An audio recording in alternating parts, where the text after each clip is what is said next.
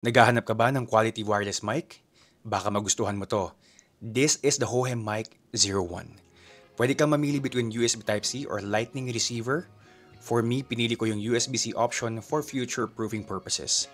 At para magamit ko to sa iPhone X ko, binilhan ko lang to ng USB Type-C to Lightning adapter.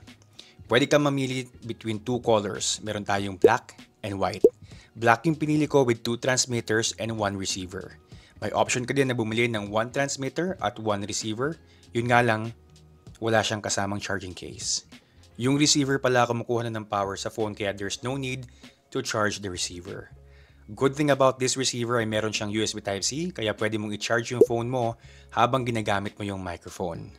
Meron tong omnidirectional mic kaya it captures your voice kahit paano mo man siya ipwesto. The transmitter battery lasts up to 7.5 hours o kaya naman 20 hours kung isasama mo yung charge ng mismong charging case. May 2 levels of noise cancellation din to, which is standard and strong. So there are 2 levels of noise cancellation. One is okay, kapag nag-yellow siya. Kapag nag-green pala, that's the standard noise cancellation for this mic. Standard yan. So this is how it sounds. Again, mic 01. Hohem Mic 01, Hohem Mic 01. This is the sound of it with the noise cancellation on. Second level of noise cancellation. Pag-click natin yan once, magiging kulay yellow yung ilaw niya dito and also dun sa my receiver. So makikita mo talaga siya, indicated siya. And this is how it sounds, sir. This is how it sounds kapag naka-level 2 of noise cancellation, which is the strongest noise cancellation. Natin yung noise cancellation niya. Click ko. Hello, hello, hello. Naririnig niyo ba ako? Ang lakas ng ulan. Naririnig niyo ngayon ako with noise cancellation on. This is the first level of noise cancellation. I-try natin yung level 2. Hello, hello, hello.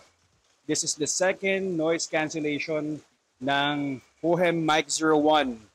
Bumabagyo guys, ang lakas ng ulan. There's also a reverb mode which adds echo to your voice. Okay na okay to kung mahilig ka kumanta.